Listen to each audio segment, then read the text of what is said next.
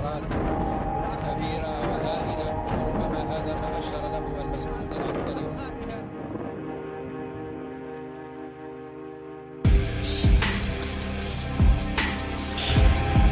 The United States is in a state of confusion and surprise. We fear this. We fear that they have something out that the majority of the people don't know about. Olan tüm halkların hakları gibi haklar. Ne aşağı ne yukarı, ne fazla ne az. Pent-up feelings that may result from decades of repression and people who've had members of their family killed by that regime. A lot of killers. Get a lot of killers. Why you think our country's so innocent? But I won't attack it because someone sicks me on. I don't let anybody use me to fight their battles. You can hear me, everything fine? Excellent. Okay. I'm just going.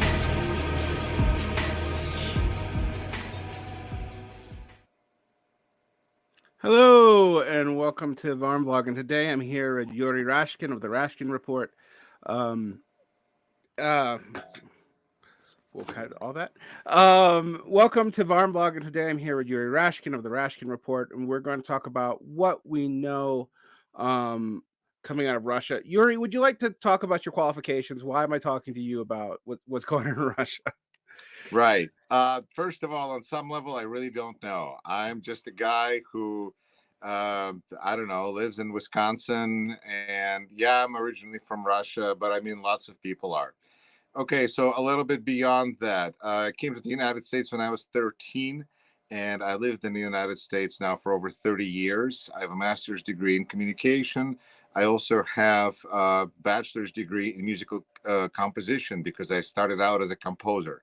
And in 2010, I became interpreter. Now I'm fully certified interpreter in courts in Wisconsin, Illinois, and Iowa. So I work as a court interpreter. I teach at UW Whitewater in the communication department. Public speaking is what I end up criticizing other people for so often, and here I am on full display.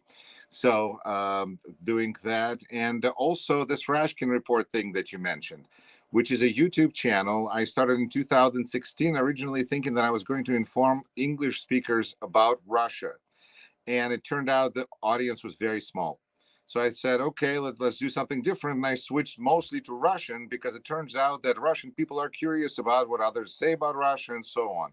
And one thing led to another, and I build up, I have about 27,000 subscribers now, which is not that much, but it allows me to kind of get message out there. And most of it is interviews. So for my interviews, I've been very fortunate to find some of the best people and really in Russian media market who do these kinds of interviews, which there is just really, it's like a certain genre that people do when they go to different talk shows, like something that you would host and I host on my, in Russian mostly.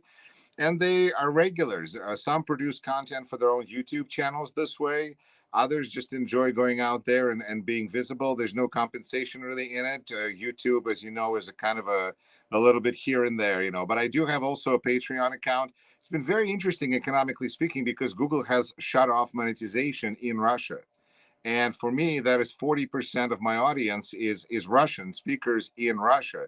25% of my audience are in Ukraine. I'm just sitting here in Wisconsin talking about stuff. So it's been very interesting because I lost 40% of my monetization and 25% of my audience is sitting in bomb shelters. And I went, you know what, screw this. And I turned off my monetization entirely because it just doesn't make any sense. And I'm saying I'm not alone in this boat. Like every free speaking YouTuber in Russia and some were quite popular, lost all of that YouTube revenue now because YouTube, I'm not saying it's bad, I'm just saying it's a fact. And so I just made an appeal for myself and for all the independents out there and for people to support us via Patreon, because it's a really handy way to support people when there's all sorts of problems with monetization, but it allows these independents to stay afloat. I have my own page, Rashkin Report on Patreon. So it's been very interesting on the economic level, which I think is something that you wanted to dive into.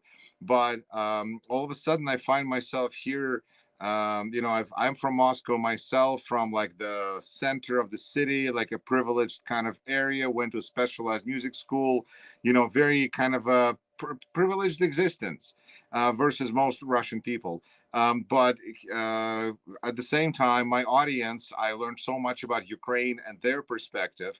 And so I have this Russian perspective and a Ukrainian perspective and a little bit of an American perspective, because I happen to be a local elected official here in Wisconsin, where I'm Rock County supervisor, and I represent downtown Beloit on Rock County Board of Supervisors, and I'm honored to do that. I'm running for my third term. Actually, elections are in April, and I'm running unopposed for the third time. So it's and prior to that, I served on Janesville City Council, and so I'm active locally. I'm active globally, and I'm kind of sitting on this, like doing this YouTube. Without YouTube, man, where would we be? It's amazing. Yeah, it is amazing. I lost some of my patronage as well because I had some English speaking Russians who were uh patrons, and they could still pay me. They could until the MasterCard thing, but it didn't feel right, and I don't they need their money. Um Yeah. how bad has the depreciation of the ruble affected anyone that you know back in Russia? Look, it's a terrible situation. It's just a terrible situation because people are trying to pretend that the world continues to exist, the world they live in. Mhm. And that world has ceased to exist. Like somebody goes to work and goes, well, I still have, a paycheck. No, because you're not going to get that paycheck. That paycheck's not going to buy anything. I mean, you might get the actual paycheck, but the inflation is killing everything, and it's not even like there's not going to be stuff to buy. Mhm. So it's just going to be collapse on a variety of reasons, variety of levels, and um, people that I speak to are really in two categories. They're either have evacuated, that I don't know how else to describe it, and you know what they did. The last ones that I spoke to, they used their Jewish privilege. You may not have known, you may have only heard of anti-Semitism, but there's also Jewish privilege, and that is that the state of Israel, no matter what the calamity is going to send planes to pick you up. Mhm. And that is damn nice, I tell you. And so some people I know, and Israel, incidentally, is expecting either tens of thousands or possibly hundreds of thousands of new arrivals, mostly due to Ukraine, but also Russia. So this is going to be a really interesting story to follow as well down the road. And so people, that haven't left are looking around, and the sky is still blue. The world, like there's still breeze in the air, but and so they're like, people are still sitting in coffee shops. They're still drinking coffee. The coffee's gotten more expensive, but coffee comes from Brazil. Coffee comes from places that are friendly to Putin, so there should be coffee. Life is okay. But it's like, what about ruble? Well, ruble is 140, 150 rubles today. $1 it's the eternal dollar to ruble, but it's $1 used to be for like a long, substantial amount of time, 70 rubles, 75 rubles to a dollar. Then it went to 80, 85, boom, now it's like 140. And so people are like, well, considering how bad the situation is, 140 is not the end of the world. But the reality is that there is no economy. So they're going to be looking at $1 being worth maybe 500 rubles, 1,000 rubles, 50, who knows? There is no bottom for this when there's no stuff to buy. Not like, and all the technology is foreign made, and like we locally here, among other places in America, try to have like our impact. So we decided to have a boycott of vodka because vodka is Russian. Turned out it really doesn't work because like less than 1% of vodka in America has anything to do with actually Russia. They Right. don't make stuff. They just sell oil, they sell gas, and then the corrupt money just gets distributed through the system somehow. This is something I noticed when I lived abroad. I lived abroad for 10 years, and I bought stuff from all kinds of countries, and there's Russian grain in those countries. There's Russian gas in those countries, but I rarely ever encountered Russian finished goods. Um, And I don't say that to demean the economy, but it seemed like after 1992, investment in productive industry didn't so much happen, and investment went into extractive industry and to, I guess, maintaining agriculture. Um, and I know, for example, because I understand the way a lot of these exchanges go, I know that Egypt's going to be hurting because of Russian grain not on the open market in the same way, and this will affect North Africa. But again, we are.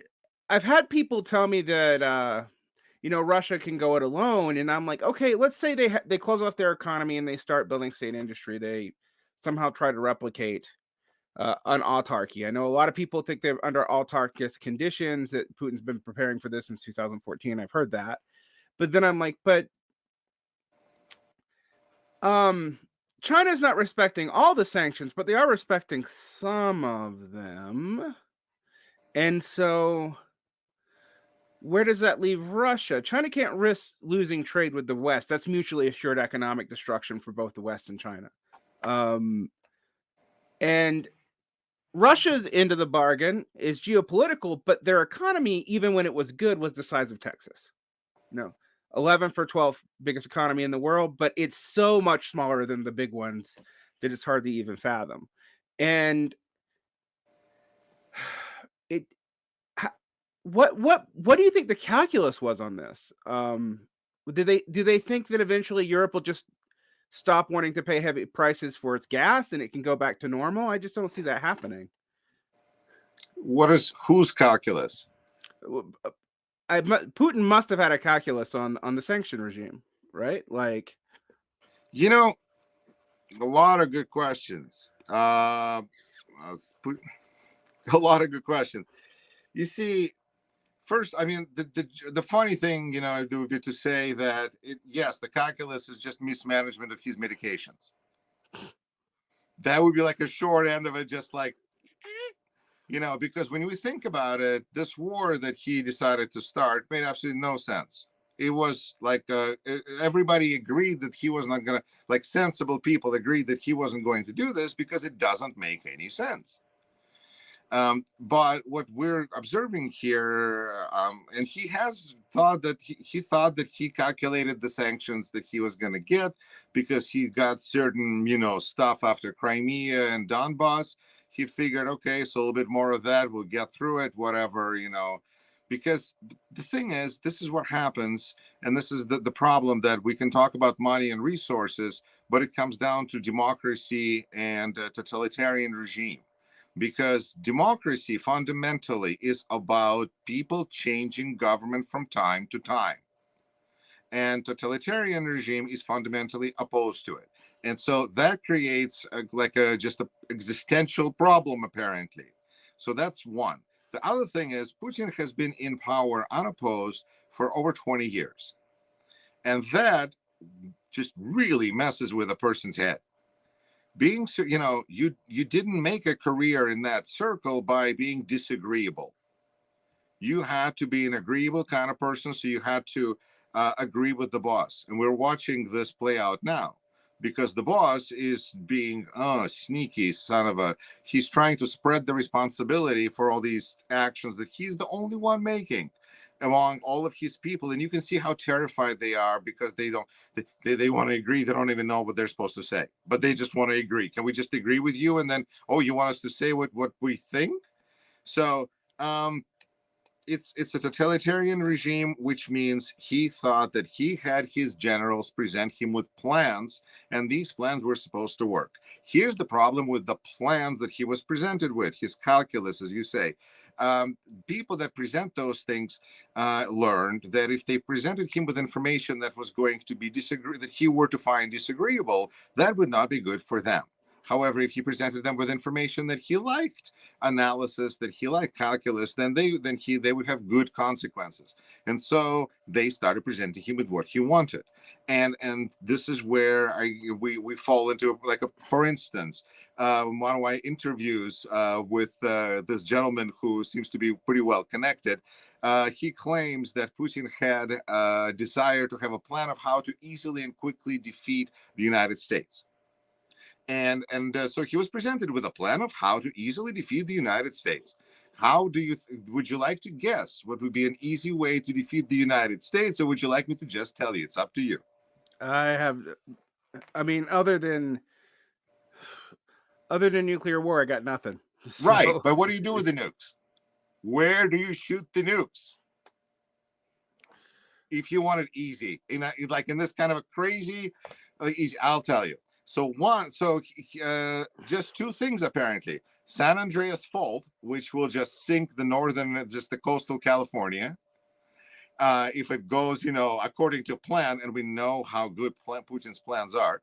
And two is to shoot one at the Yellowstone volcano, because that will cause the volcano eruption, and that will be just the end of us all. Because if you look at the maps of what a Yellowstone and inactive volcano could, so this is very crazy stuff developed by a person who nobody says no to him.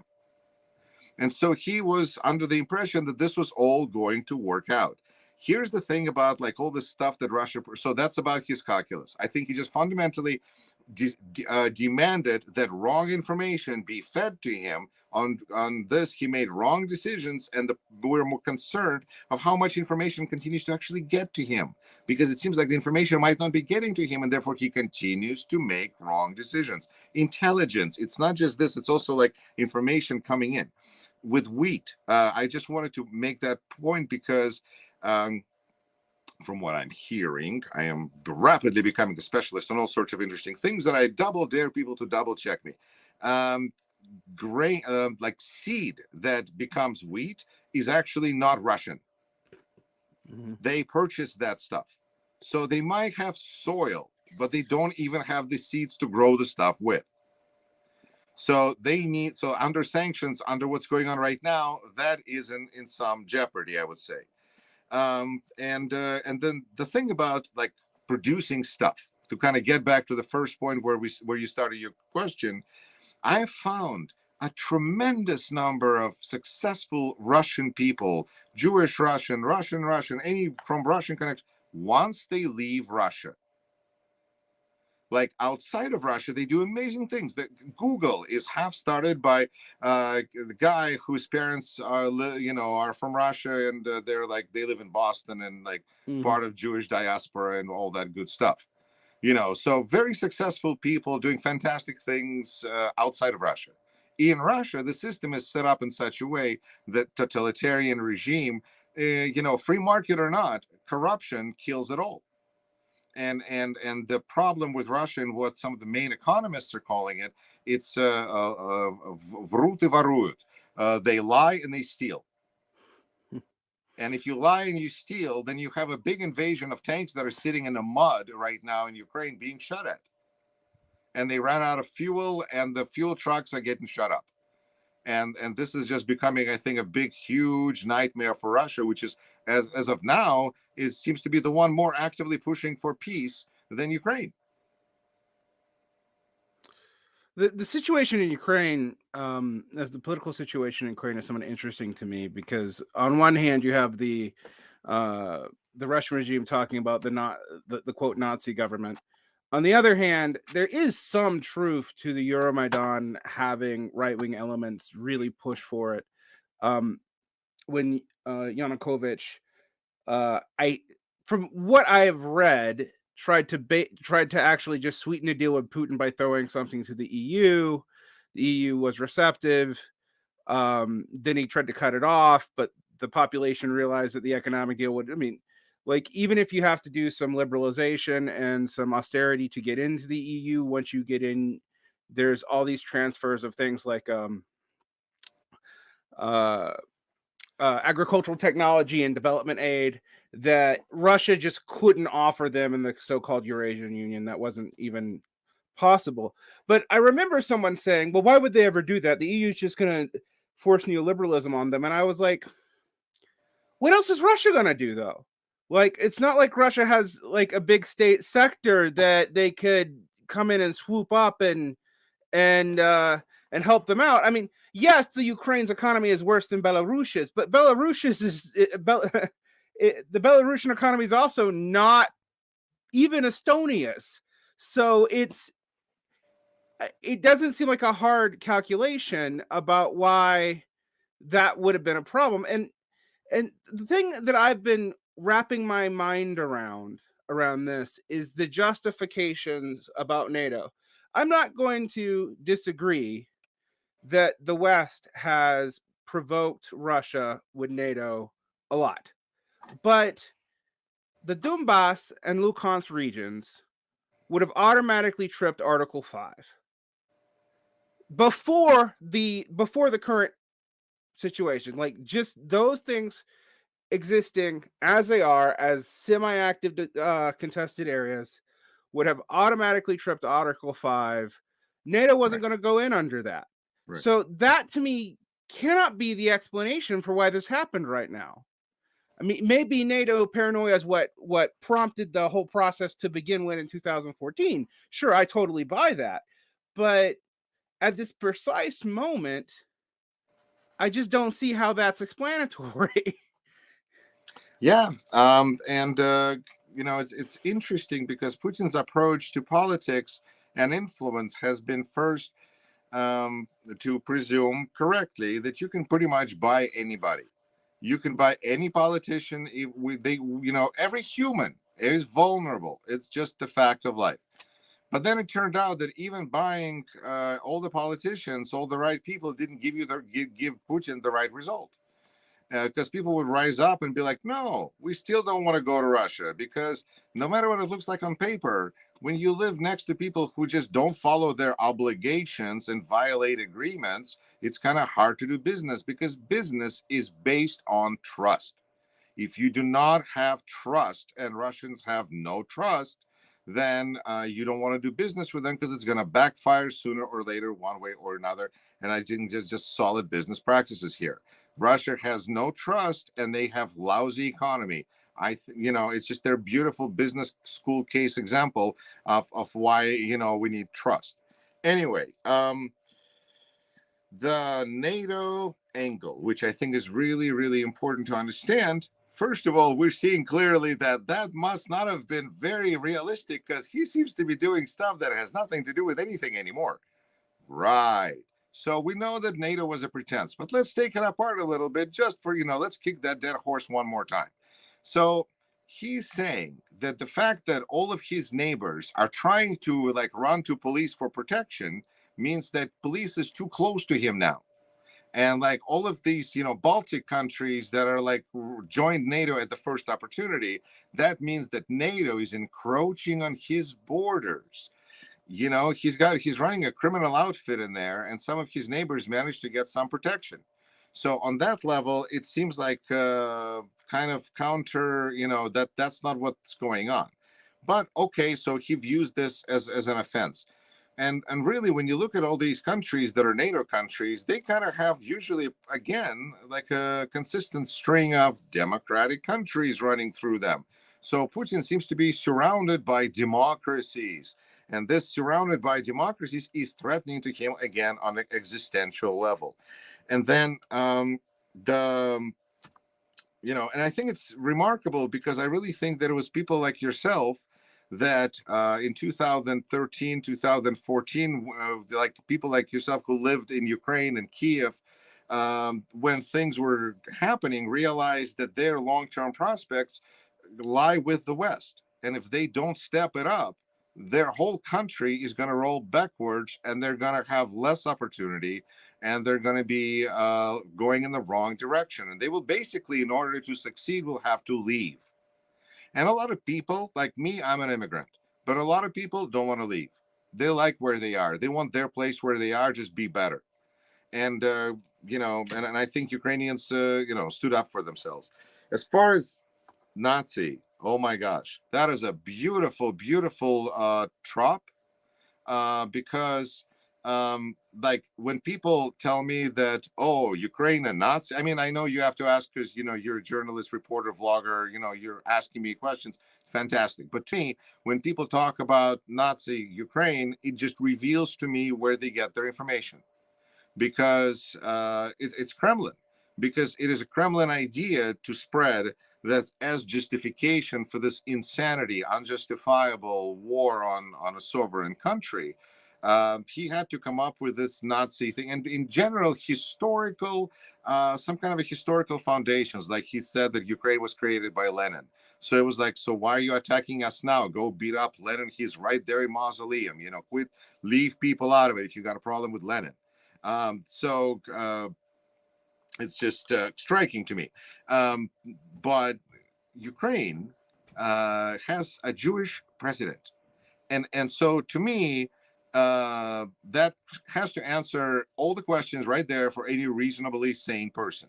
Now the thing is that Russian propaganda allows for some possibility of a Jewish Nazi, because crazy. So for them, they feel like they can sell this punchline successfully, and we can actually accept it. But to us, it just doesn't make any sense. A Jewish person cannot be survivor of Holocaust. It can't be a Nazi. It doesn't work. Anyway, also, no party that has social in its name gained, I think, over 1% at the last elections in Ukraine. So there's no electoral support for them. There's no political support for them. All their history points, they're present is points otherwise. So it's an important thing to just point out that when we see that kind of a line, that's where it comes from, and it's nice, when you can trace things so obviously. So,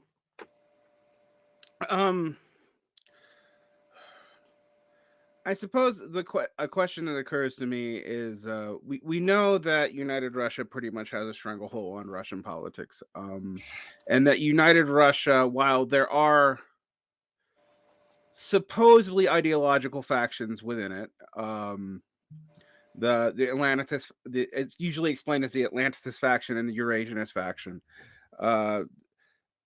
It really does increasingly seem to me that, like, post Medvedev, that it really pretty much is Putin holding that party together. One thing that I've heard floated around about why this may have happened now is we're approaching elections in 2004 in Russia, and that maybe Putin's trying to secure his legacy and then pick someone as his replacement. But that's totally speculative. No one really knows. So what is the political situation like in Russia in general? I know there's some whispers that I've even heard from people who are not generally given to talk like this, that if this war goes badly for Russia, you could see regime change. And this was from Michael Kaufman, who's a Russia army specialist. But he also said that doesn't mean that anything that would come after Putin would be any better. I'm going to ask you that question, give you time to think of it. I'm going to make a quick correction. I said Article 14. I meant Article 5 before anyone gets crazy in the comments. And I have not lived in Ukraine, but I worked with Ukrainians in South Korea. So, what do you make of the internal politics of Russia right now? Because that's one thing that nobody has been able to get, a hold on. So I'm just asking everyone, like, what's going on there? What are the factions? Are there factions? Do we have any idea? Does any Russian have any idea? Like, Sure. No, that's a great question, because I actually care about this topic enough to have some idea, and I cannot believe that somebody asked me this question, so I am excited to tell you.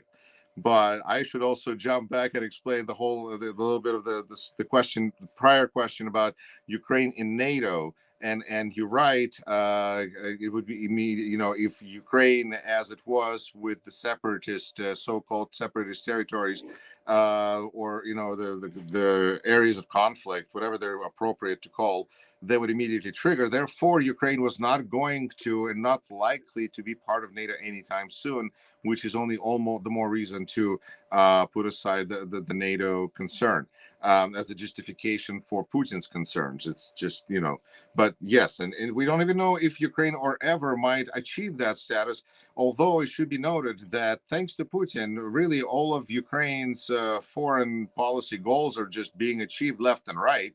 Everything they've been trying to work for since their independence. They're being considered a European Union, for crying out loud. This is, on a country level, very, very impressive. So, all right. And to the politics of Russia. All right. Okay. So what do we have here? First of all, we have Putin, and then we have the swamp of creatures running around trying to imitate democracy. And that imitation part is what makes me concerned right now, because they've basically said, forget it to imitation. They shut down their imitation-free radio station. They shut down their imitation-free TV station. All the media, it's like really a small number of outlets remaining, but they basically just said, no, we're done playing. We're not going to even pretend, because we got these sanctions. And after these sanctions, it doesn't pay for us to be nice. What's the point of being nice now? So we're just going to shut down everything. That means that the whole structure of Russian state, which includes some kind of a Congress, Duma, I think could very easily, which has been just totally like a pretend operation for years, can maybe just dissolved altogether. I would not be surprised to see Russian Duma be dissolved, because it just doesn't serve any purpose. Who are we pretending? Who are we trying to be cool in front of? All these Duma idiots, they're just running around. I mean, they basically they have now, I think, a third of the Duma is former athletes, because I think they're really good, go to training well. I mean, it's just been really a strange place that has no legitimacy in anybody's eyes, and so that's been. I wouldn't be surprised to see Duma dissolved altogether. So there's my prediction, whatever the date is today. I think 7th of March. And politics means that you have United Russia, as you absolutely correctly pointed out. United Russia is where all the cool people in the country were supposed to do, like the country club. And it happens to be because in Russia, all the successful people turned out to be thieves and corrupt, because that's how you become successful in Russia. And they needed a political party to join. They kind of melded together. So you have all sorts of bad elements together with power. And that's really is an achievement of Putin, is that he stands at the tip of both the legitimate power structure and the crime power structure, because he's also the main crime boss. So it's an amazing, really, we don't have that in the United States. So in that setting, what goes after Putin? Well, once he announces that he's got a replacement, he's not going to be in good shape. Look at Kazakhstan. The guy there tried to have some kind of a replacement, and then he had a revolution, and then they tore down monuments with his face on them. So being replacement can be dangerous, although Putin managed to do it with Medvedev. So we will see, but I think right now it's funny to me, because there was a very fairly prominent communist in Russia named Valery Rashkin, with the last name same as mine, and then what happened to him is, after the last elections, he decided that even though he was like, communists are considered a legitimate party, he decided to have some kind of a protest. Well, shortly after the protest, they found a moose in his trunk that was illegally shot. And this moose became like the anchor around this politician's neck. He lost his untouchability. He was protected as an elected official. He lost that status, and now he's being prosecuted. And that moose, and that, so people look at me now and go, are you are you related to the moose, Rashkin? Or, I ended up making a meme about like Rocky and Bullwinkle, myself and a moose, like Rashkin and, show, because like people are just so connected with that. But yeah, I'm not related to Valery Rashkin anyway. He's just a terrible, terrible namesake of mine. So Russian politics, they have LDPR, for instance. LDPR is headed by Vladimir Zhirinovsky, who we don't know if he is dead or alive, because he went sick from COVID, disappeared and been silent. And we've been thinking he's been dead, but it hasn't been announced. And what is he famous for now, probably forever, is that he announced the time and date of the possible invasion, saying that if he was president, this is what he would do, and something like that. And, I can't precisely quote him, but people are just like, wow, how did he know? But part of his claim to fame has been that he's been the crazy mouthpiece of Kremlin. When Kremlin would come out with some crazy idea that they wanted to like run up the flagpole, they would give it to Zhirinovsky. Zhirinovsky would talk about it. People would be like, "Oh my God, he's so crazy." And then eventually government would come out with that policy. So he would like be the one to push the envelope eventually. So that's another party in Russia. And I think they're just really losing all sorts of purpose. I think they're really ready to go to just plain old monarchy. Because this, the silly, it's just that with Putin, he's such a legalist. He's very concerned about having all the dots crossed and I's dotted and T's crossed. So he's going to have, a law, I'm sure, to make everything nice and legal that will give him all the authority in the land forever and ever. And I think that's just where it's headed. So there's a lot of people who assume that Putin is, um, operates a lot like the Soviets. But the only Soviet I've ever found that he rhymes with at all is Stalin, and it's actually on the issue that you're talking about, because Stalin was also big on making sure that they passed a law to make everything that happened technically legal. But it feels strange to be talking about legalism in a situation where it doesn't look there's anyone who is serious enough to challenge Putin. But even polls released by Russian press have indicated that United Russia is less popular, at least before the war, than it's been in a long time. Um, uh,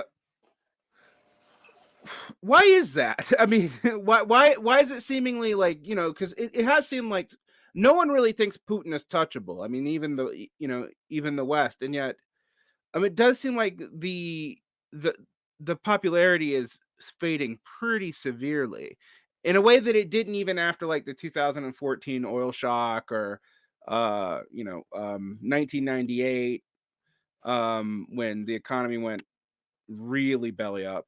Why do you think that is? I think people have a pretty clear understanding, especially in the last few days. It became clear that there's a real vertical of power in Russia and that there's only one person that makes decisions whether the country is going to go to war or not. And so that really made everything else kind of even probably seem more irrelevant. Even if for people, there's a lot of people in Russia right now who, by anecdotal evidence, are for the war. Majority of people in Russia, it is understood to be at this time, are for the war. My anecdotal evidence suggests that people who held their own one-person protest, as they say in Russia, because you couldn't gather for more than one person at a protest for a while now, but you can get together for a one-person protest. So one-person protester was beaten up by people on the street before police even showed up. So the attitude is very for the war among the general population, and this is the effect of the beginning of the war. Now, again, kind of, I feel like I say things and then I hear your question. I go, I needed to go back. No answer about politics or future of Russia would be complete without discussing Alexei Navalny, because he is sitting in jail right now in a most just grotesque situation, because his jail is located next to KGB college. So it's like sitting, I don't know, it's like putting King Kong on stage. It's like, this is where graduates can go and see how we work. I mean, it's just crazy. So that's like part of it. And Navalny was successful, amazingly successful in creating a movement, although on some level it helped the state identify people that they're going to prosecute and persecute now. So that's the one big problem with Russia over the last 5, 10, 15 years. People were consistently afraid that if they got involved, they would get eventually punished. And now the punishment is coming, proving them correct. So that is not a good precedent for like democracy moving forward, because, right now, if you're in Russia and you gave $1 to Navalny, you're like, oh, Jesus. What's going to happen? How's this going to come back to me? What database am I in? I didn't mean anything, and so on and so on. By the way, attorneys really don't help. And Russian laws are very much, and this is part of Russian life that really frustrates me, is it's very much built on a perversion of what we can, whatever we think of as a concept, Russia seems to be able to pervert it. So if we have a law, they will pervert the law and they will use the law to beat the people up who at least deserve it, or they will just pass a law like they did called the Law of Bastards when they forbade American citizens from adopting Russian children. Russian orphans died from this, and that was a law that was passed, and everything was made nice and legal. So there is that just general perversion of justice, courts, and on and on and on. To what extent Putin is like any Soviet leader, I think he may have wanted to be like Yuri Andropov, who was the first leader of KGB, who became leader of Soviet Union. Luckily for us all, he didn't live very long. There was a transplant, and as the joke went, the transplant rejected him. And so he died about a year into his, but that was going to be KGB running the show right there and then.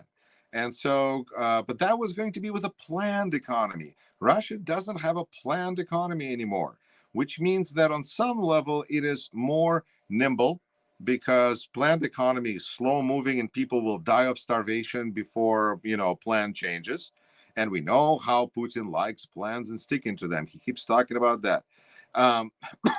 But in the end, if you don't have supply, you can have lots of demand, but if you don't have supply, not because like in 1990s when the world was behind Russia and Russia was transitioning from planned economy to free market, this time the world is actively against Russia, and Russia has to have free market, but in spite of the world, which, by the way, you know what that means? It means piracy. There's going to be piracy in Russia of all sorts of software, of all sorts of books. It's just because there's going to be no other way to get information. So so there's going to be that angle to it.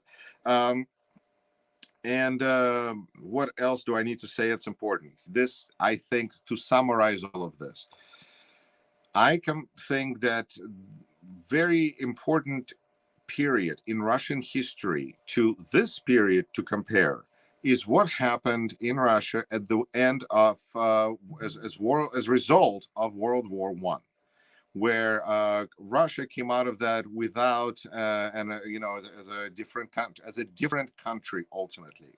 And that is what was predicted so strongly by people, that Russia was going to lose its statehood and potentially break up into the smaller states that it needs to break into desperately in order for all of us to breathe a sigh of relief and for it itself to start dealing with its own problems instead of just getting rich and richer and trying to buy democracy elsewhere. But what happened during World War I? The war was lost. Thank you, Vladimir Putin. He is doing the best he can. There was a pandemic, and COVID has done a number on Russia. And you have general economic poverty. Well, hello, sanctions. So you're going to have those three, which are going to breed to both from the bottom. There's going to be a lot of discontent of just hungry people, basically. And even though Russian people know a lot about how to tighten up their belt, nobody knows better about how to live in a crisis than Russian people. But even they are going to be really tested. And at the same time, the state is busy looking for traitors and enemies of the people. And they're removing all pretenses. So we are really at a very interesting time here where on my channel, people are reaching out to me from Moscow to find an expert to interview on how to organize street battles and do Molotov cocktails, because they feel the information on YouTube is not quite, maybe outdated or something. And so this is the kind of talk that is going on in Moscow right now, as they're about to possibly submerge into being second North Korea. But like with the Russian version, which means very ineffective North Korea, it's going to be very testing time for Russian people. And it's interesting how little that has impacted the world economy so far, because obviously the oil is the big question, but, I'll just let you get to that. But I'm just saying that all the sanctions that have costs and are just going to destroy, like a nuclear economic bomb, Russia seems to be not very much affecting us here in the West so far. Save for oil. Yeah, I think we are going to see some price hikes over time, but it is interesting how one thing I pointed out to people who have told me that that Russia was going to be an autarky, and I was just like, okay, we can't be an autarky, and we're the third largest producer of of commodities in general in the world. Europe can't be an autarky, and it and us go back and forth between second and third depending on the day. Can you tell me what you mean by autarky? Autarky means totally economically independent. No need for trade with outsiders. Or in the case of Russia, it would only trade with China and India, Brazil. Actually, I would say the BRICS country, but I haven't actually heard that South Africa's involved. And Brazil's not in great shape right now. China, I think Russia could be just on the autarky level. It's a disaster. It's just a disaster because they had planned economy that while people died, they had some kind of a plan of getting something done. This is just going to be on meeting. The state is not set up to take care of anything. They're not set up to produce anything. They're set up to steal things. And this is just, I think people are going to be growing vegetables on their land. And, Russian people have been throughout history, known not necessarily as agrarians, but more as pickers, forest pickers, mushrooms, berries, whatever the God send, that's what they find. And this is going to be getting to that kind of autarky existence, which is, again, closer to North Korea. This is amazing to me because the Russian people are beating all sorts of records for patience and being submissive, just remarkable. But there's just no, they have running an honest business. I mean, this just seems so foreign to me as far as on Russia level. Go ahead, please. No, it's interesting because I've been thinking about that in regards to a lot of people are thinking that China is going to bail them out, and China has its geopolitical reasons for not letting Russia collapse. But I've actually pointed people to the fact that BRICS fell apart before. For people who don't know, BRICS is Brazil, Russia, the I is India, China, and South Africa. There we go. And the tensions between India and China made that unviable, 10 years ago. I mean, less than that, but between 10 and 8 years ago. Those tensions have not gone away. Actually, I mean, like there was almost shooting incidents between the Chinese and the Indians just in the beginning of COVID. In 2020. So this coalition, yes, it contains the mass of the population of the world, actually, because it contains India and China. But only one of those countries is relatively well off, and there are tensions there. And there are also tensions, I think, that people haven't looked at between Russian interest and Chinese interest. While China has its own issues with the rest, and legitimate, illegitimate, whatever you want to see that as, China had Belt and Road stuff going up through Ukraine and was also kind of dependent on a welcoming Europe. And if anything has for sure happened, Europe is unified right now. In a way that, while it hasn't happened yet, within a day of the invasion, I heard Finland and Sweden talking about perhaps joining NATO, which has never happened before. So it's while I don't know in the long run that anyone say how's this going to work out for everybody. I mean, there is a way in which all parts of the world are actually worse off for this event. It does seem like China's interest is very split, and I may have mentioned this earlier. I've actually noticed, because I follow Chinese stuff way more than I follow Russian stuff, that China normally suppresses criticisms of war of its allies from academics, for example. Um, it's not doing that right now. It's actually allowing criticism of Russia to happen by academics and whatnot. And so it makes me wonder if like China's not, not going to let Putin go because it doesn't want to give the rest that win, but also maybe is not as invested as everyone thinks it is. It's hard to say. I know that the Mastercard line seems to have been the line where they're actively getting involved, and they changed some of their own sanctions on Russia to take Russian grain, um, even though they generally don't actually.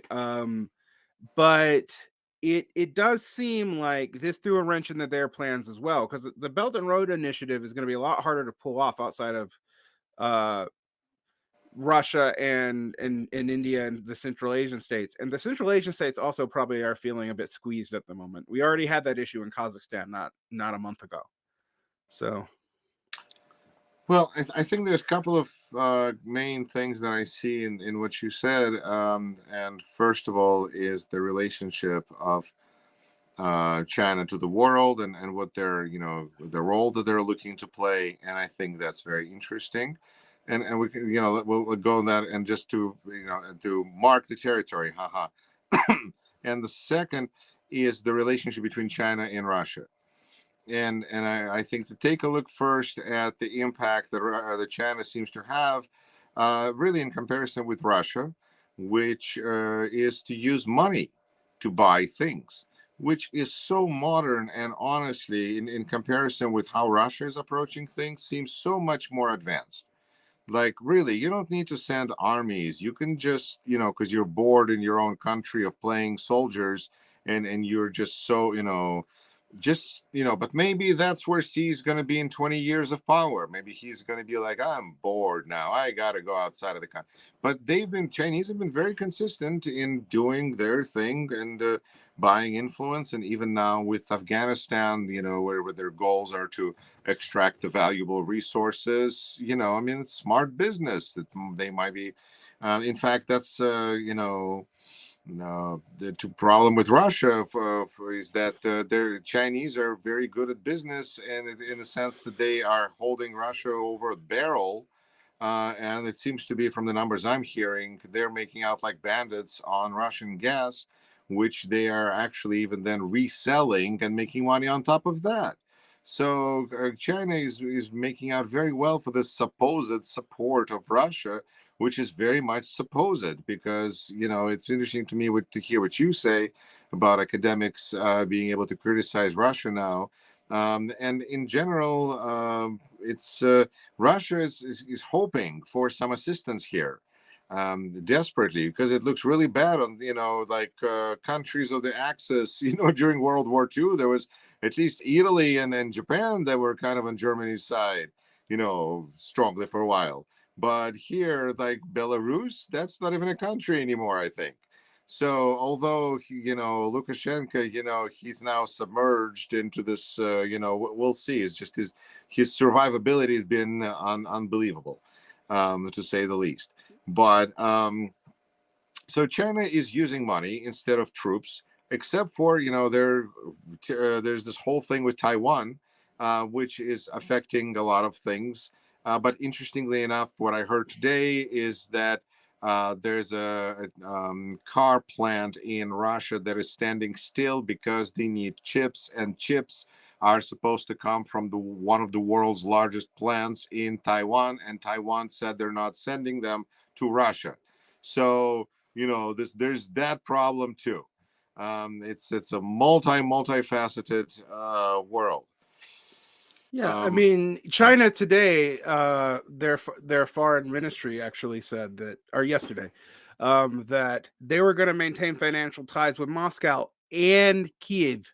So I'm like, okay. I mean, money makes the world go around. right? And so I'm like, I'm looking at it and go, people are saying that China is, Russia's ally, and I'm like, yeah, in the sense that they abstained from the vote in the Security Council, although they didn't vote to veto rid Russia. in the sense that they're not stopping trade and oppose some of the quote what they call illegal sanctions or unilateral sanctions. I will send you. There's a great meme, cartoon, whatever, that I found where you see the Russian bear reaching out and getting his nose snapped with the Ukrainian colored bear trap. And so he's standing there like this. And in the back, you see this little, Chinese panda looking at the Russian bear from the back, So, Russia is very exposed right now. Yeah, and I think because both China and the West, I mean, China has a contentious relationship with the West, and both sides have been amping up rhetoric for actually going all the way back to Obama, but very recently since the Trump years. And I had noticed actually about 6 months ago, both Xi and Biden had ramped that down.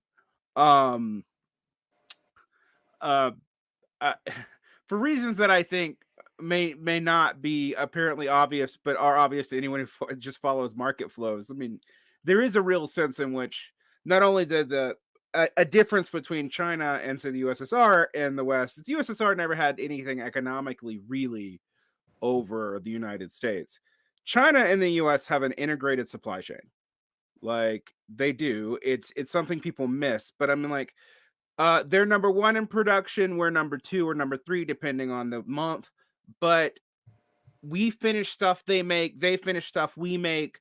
Like it's totally integrated now, and it really is mutually assured economic destruction, and not just in the whole like it was early on too in the amount of like Chinese holding American bonds. Hopefully, if we see what happens to Russia, because people keep looking at one thing and trying to make conclusions about what it means for bigger things. So hopefully when we see this economic destruction that is looking like Russia's future, that will remind China and America that we don't want that mutually assured economic destruction. Yeah, I hope so. I mean, I do think we are entering a more dangerous phase of history than the last 20 years. I mean, I do think that because considering Putin is talking about using nuclear weapons, I'd have to agree. Yeah, I mean, I know I don't look it, but I'm 41, and I do remember the Cold War, and I do remember being afraid of nukes as a kid in the 80s, and I have heard people, on both sides of in America who side with both sides of this conflict. Not many people side with Russia, but some do, who have treated nuclear war as if it was not a big deal, and I'm like, I know that some of the stuff I dealt with in the 80s was propaganda. I get that, but it's a big deal. Like you're talking 500 million dead in a couple hours. Like, and in the case of Russia, you're basically talking about it not existing anymore.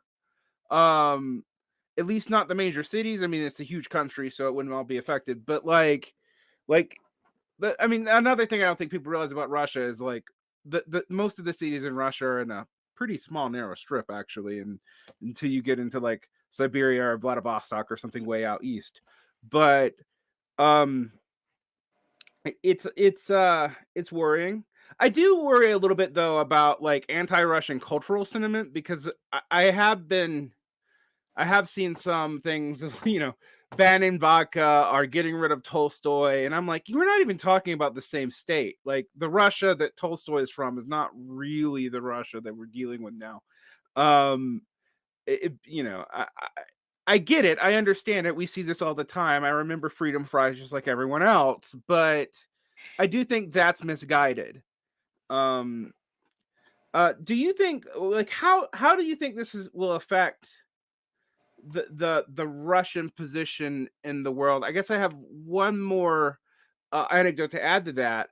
I've talked to a lot of Palestinians who are not particularly pro-Western, and I lived in Egypt for a while, so I have connections in the Middle East. And almost all of them are probably more pro-Ukrainian than me. Like it's very strange. I mean, like I was actually kind of surprised. Well, that's funny because Egypt is a very popular destination for Russian tourists. Yes, it was until that, particularly until. And after all of that, Egyptians prefer I don't know about Egyptians. I'm just talking about Palestinians. Palestinians. Wow. Yeah. Okay, Palestinians. Well, Palestinians in Egypt, aren't mind you, but still. Ukrainians the victims here? Right. Well, they feel like it reminds them of the way Israel's treated them, and from their point of view. So it's kind of interesting because I have also noticed, for example, that traditional Russian ally Iran has not stopped the nuclear deal. Even if it will participate in Russia's supposed denazification conference in August, it is not stopping the nuclear deal. There was some complications put on them today from Russia, but they seem pretty interested in coming back. And even the hardliner Mahmoud Ahmadinejad actually posted something in support of Ukraine, and that blew my mind. Actually, I was legitimately surprised by that. Yeah, I'm heard from Jewish people who are like, I never thought I would say anything by Ahmadinejad was good, but oh my God. Yeah, it's incredible. Putin is bringing the world together. It's amazing. So, I suppose the $3 million question that none of us can really ask is, I mean, none of us can really answer, but maybe we can speculate. And with the large start of it is speculation. If we know that NATO can, even if Putin's paranoia about NATO is the background noise, okay, and we accept that he's telling the truth about that, and maybe we should. It can't be the explanation for the timing. Why now? Like, what is going on right now that would have made, because the Russian army, even though it's been drilling for months, apparently, did not seem particularly prepared. I know Russia has a history of throwing in its weaker troops first, as a battle tactic, but even if I think that the Western media is exaggerating Ukrainian victories, and I'm not sure I do, but the Russian effort has seemed way less prepared than we would expect it from their outlets in Syria or Georgia even, and that's also surprising. So the timing doesn't make sense to me when I see that. I mean, they didn't seem to have prepared their troops well enough. Or maybe they just assume, maybe they really believe their own. Part of me thinks maybe something. I mean, I know that what the conscripts were told, that they would be welcomed as liberators, but at least by a majority of the population in the East. But do you think maybe did the Russians themselves believe that? Like, I mean, it sounds almost ludicrously about like the most ridiculous parts of the American invasion of Iraq, for example, the liberator talk. And so like we can't get, we've had our own history of that, but like it did seem like they really believed it in the first few days. So why now? Right. I'll start with nuclear. And then I'll go to Tolstoy, and then I'll work my way through this list. Okay. That you brought out, because it's great questions. I think with nuclear, there's two big thoughts that we have to internalize. First is that Putin very well might use it. And then what do we want to do about it? Because I think that those are two important thoughts that are going to occur in rapid succession, that if we are not accepting the possibility, we're going to be very challenged. And it's wonderful that we have planners in Pentagon who I'm sure have those, but I think for us as individuals, it's important to understand that Putin thinks that there is such thing as a small nuclear attack, where you can have a smaller device than Hiroshima. Or, United States has its own Hiroshima. Why can't we have our Hiroshima? We'll call it Kiev. So it's a very lighthearted approach that doesn't presume mutual assured self-destruction. And that's something that we've been trying to, I think, relate to Mr. Putin, that this is what that is. But there's a possibility that he might shoot a nuke at Ukraine if he feeling that things are not going well.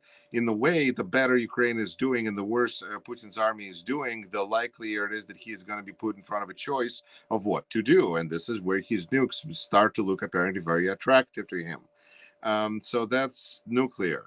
The Russian culture is going through a very difficult situation. This is something akin to what German culture has gone through during World War II, and they're not alone. And so you have people who didn't want to speak German for a long time because of what happened during World War II.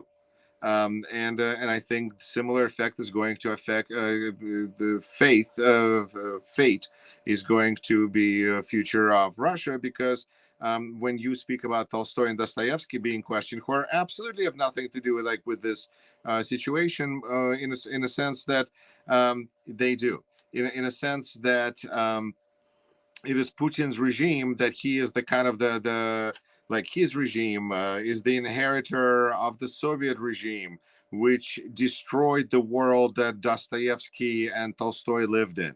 So it's a several reiteration since then. But on the other hand, there's lots of people now who are arguing that Russian culture has a lot of problems with it. If you think about it, it is a kind of a culture, like a slave culture that promotes violence, that promotes values that are not really helpful to us, but they do help us understand better about suffering. In general, I find that there's this ethic of strength, which I think is a very telling and explanative way to look at Russia, because they don't look at things from our moral as an ethical point of view, where we say certain things are right, certain things are wrong. And then we would try to do the right thing and we try not to do the wrong thing to whatever extent it is possible. We're dealing with a situation that is looking at a top, you have strength or you have weakness. And that really shows through everything, including culture, including lots of books that were censored by Tsar and then censored by Soviets. And it's just, it's a very complicated story that doesn't make Russian literature even look all that good. Not to mention that most of their great writers, they basically killed at some point. Where's the upside here? And next point that you brought up, which I think is very important, and that's Russia-Iran angle, and the objections that Russia is bringing up here to these negotiations, which is, as I understand it, that they want to be able to maintain their relations with Iran through the sanctions regime, which is supposed to help them weather the storm. And now Iran has to choose, apparently already, are they with the West, are they with Russia, and how is this affecting the situation? But the reality is that there's a lot of money to be made for Iran if they start pumping oil, because if we say no to Russian oil and yes to Iranian oil, that could be a sweet deal for Iran. They could take all that Russian money now. So that could be a very good thing. And as far as Russian invasion, Syria was just bombings, for the most part. And they seem to be doing okay at that, unless now they have more of their planes being shut down. But that's something that dropping bombs, unfortunately, on peaceful populations and causing huge havoc, after a quick blitzkrieg that they want to do a quick in. If that doesn't work, then they start to iron the area out with bombings. And that's their approach. The thing with Russian logistics is they're great within their own territory because they have railroad that can deliver tanks very expediently place to place. It's great. But for defense, but for offense, they got off of their railroad, went into foreign territory that they don't know as well, that are not motivated. They're not motivated to fight, like you said, conscripts, which means they have any motivation. They're disabling their own machines and running away. They're disabling their tanks, they're leaving their machines, and they're trying, they're going to eat because they're hungry, unfed, unwashed, unclothed. I mean, this is ridiculous. There's pictures on the internet of these Russian troops that are looking less than pathetic. So logistics has been a huge, huge problem for Russia, and they've never encountered this level of resistance, and they've never, you would think timing was so bad for Putin, because people were speculating that once Northern Stream 2 pipeline is finished, then Putin will have Europe by by the throat, and then Ukraine could be in real trouble. But he didn't wait until it started working. it was just like, why are you doing this now? But he, maybe the weather, maybe he, like, when you listen to his speeches and his twisted face and saying that I'm going to solve this Ukrainian question once and for all, and I'm not going to leave it for others to do, like, whoa. So he's going like full Hitler here. So it's just ironic because both he and president of Ukraine, they have the same first names. There's like two Adolfs, but one's both Vladimirs, so one is good, one is terrible, but it's the same first name, Vladimir Zelensky, Vladimir Putin, although Volodymyr, there's slight difference. Ukrainians are getting very sensitive about Russian language for strange, unknown, possibly bombing reasons. But I've done a fair share of appearances. Today I did another appearance on a Ukrainian TV station, and they're speaking Ukrainian. I don't speak Ukrainian. I speak Russian and English. And so they're like, they text me in Ukrainian, can you do this? I'm like, yes, of course, I'd love to appear. Sure, glad to do it. Give a little bit of American perspective for them. And they're doing it all in Ukrainian. And I'm like, okay. And so I go on the air and they speak to me in Ukrainian. I said, I can only speak Russian and English, but I'll try. And they're speaking Ukrainian, but slower for me. I'm like, and I know that every Ukrainian speaks Russian. So when I speak Russian, they can all understand me, but they're just like refusing to speak Russian right now. Do you see how bad this is for the culture? Mm-hmm. Yeah, I can see that could be an issue. So I guess this is a good place to wrap up. There's who knows how long this will go on. I think a lot of people thought it would be over in a few days. We're now on day 11. And I do think every day this goes on, it does get a little bit more likely that we'll see bombings. I mean, the Russian Air Force has been, even though some of their planes have been shut down, has been kind of restrained. I've listened to military analysts say that we know that Russia has equipment they're not using. However,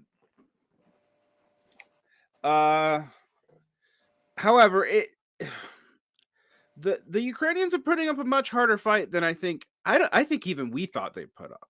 Like, honestly, I don't even think the West thought that they would fight this hard. Mm-hmm.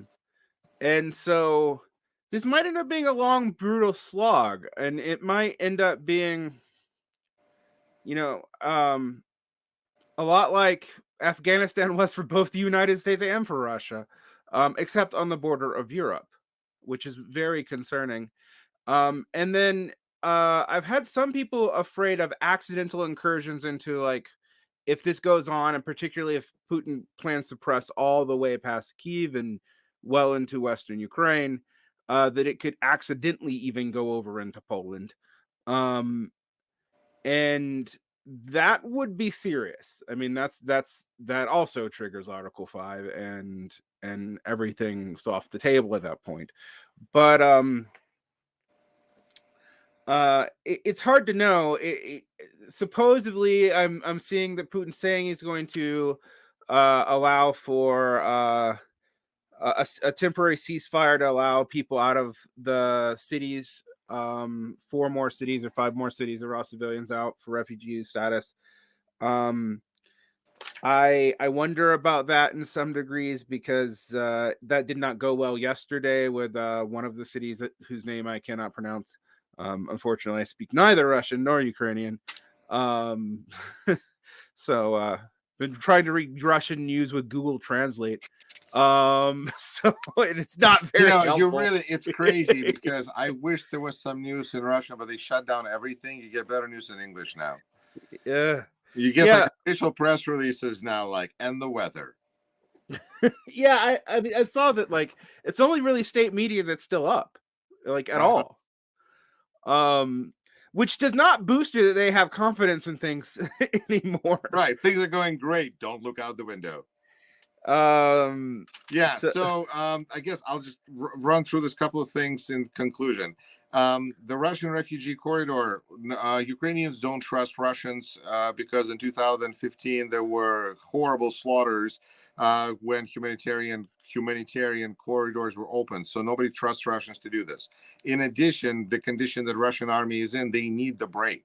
So right now, break works more for them than it does for Ukrainians. At the same time, clear skies, and it is a big issue, and hopefully it sounds like it's getting resolved very, very fast, where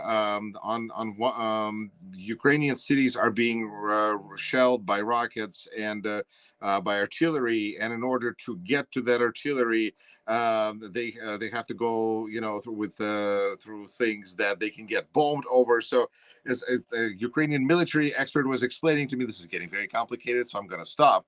But it's I've never been like into that, like I've never been to playing soldiers like that. But it's like becomes all like intertwined, military and economy and democracy and politics. Like, oh my gosh. So clear skies is a good thing, is an important thing. And also we're turning over planes right now to Ukrainians, which is really amazing, because US gave green light to NATO to give their old Soviet planes to Ukraine, because Ukraine knows how to use them. And then we're going to give to our NATO allies in Eastern Europe our, I think, F-16s, because we're upgrading our planes. So everybody's getting upgrade, and Russian mothers are getting new dead bodies. And then we are, I think we're impressed. White House said that State Department, how impressed we are by how well Ukrainians are using our weapons. They are they had no, I think, expectation that we were going to be as generous as we have been. And we have, I think, United States have a bad taste in our mouth after Afghanistan, because I think that was such a painful experience for us when we gave these people all this weaponry and equipment, and then Taliban got it. That's just depressing as hell for me as an American citizen, the taxpayer. That's horrible. But every country is different, and we have to remember how we got to those places. Because how did we get into Afghanistan?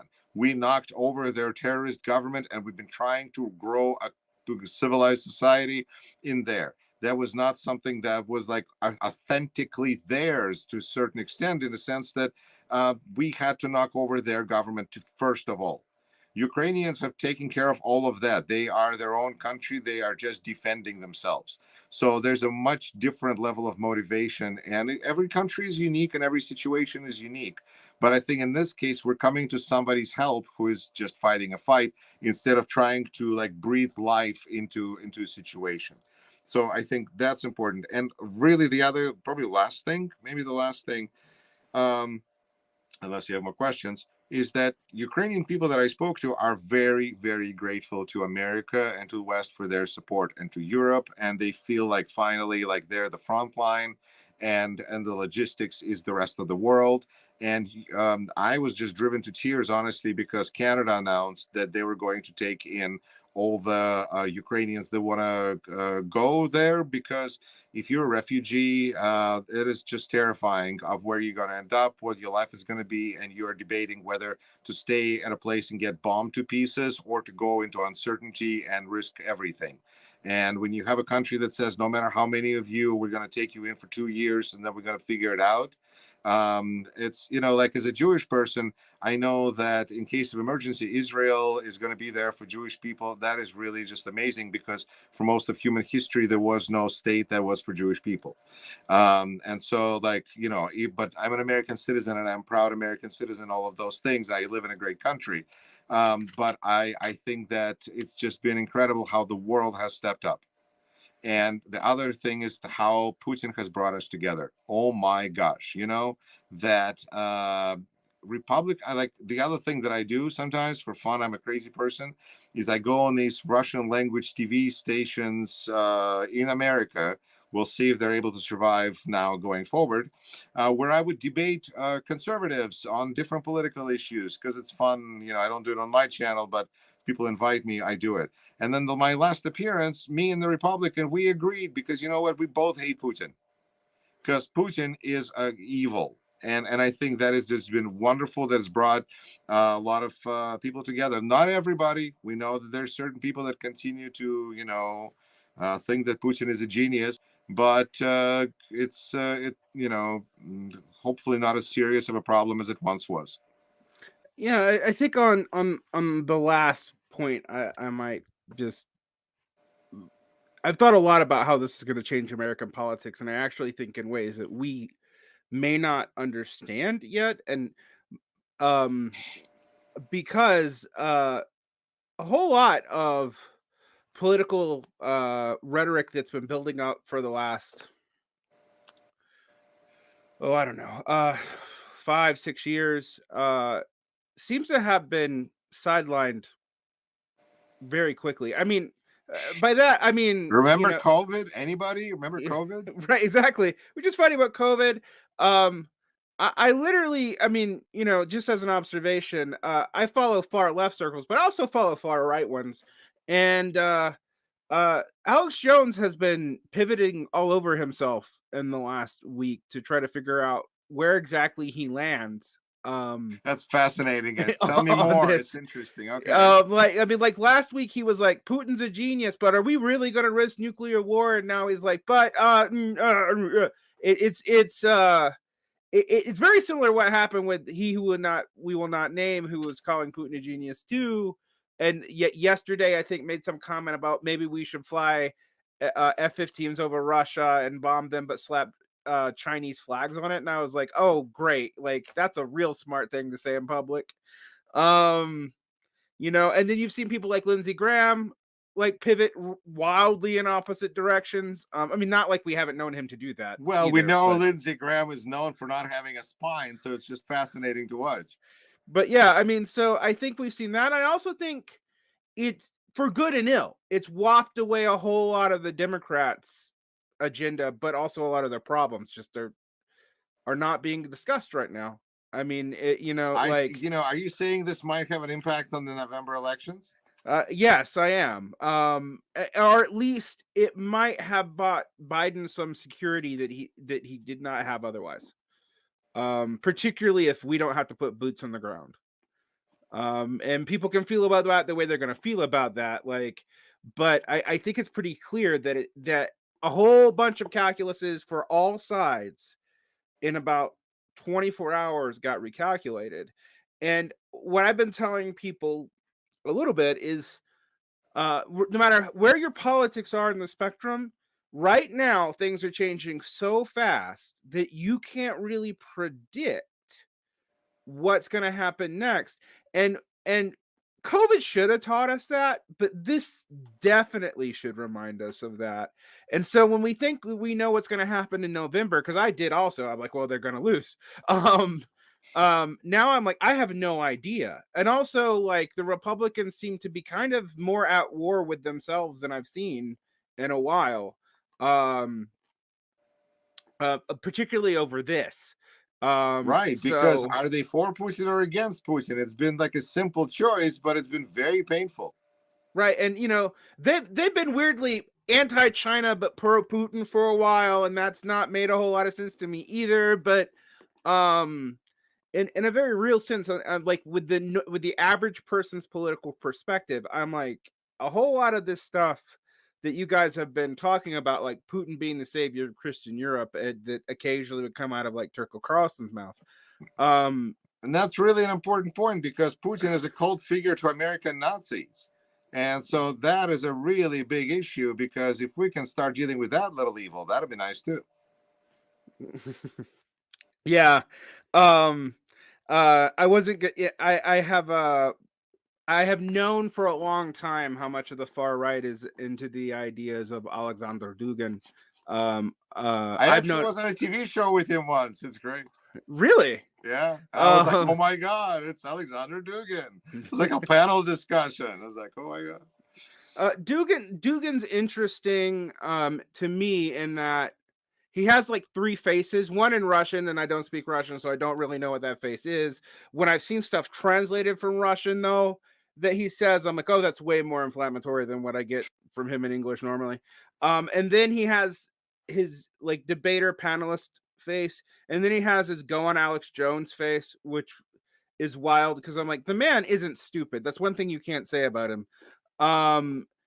And it's weird how who was an effectively a kind of obscure figure from Moscow University who even lost his post became so weirdly important to elements of the US and the European right. And it's also messed up European right-wing politics pretty thoroughly.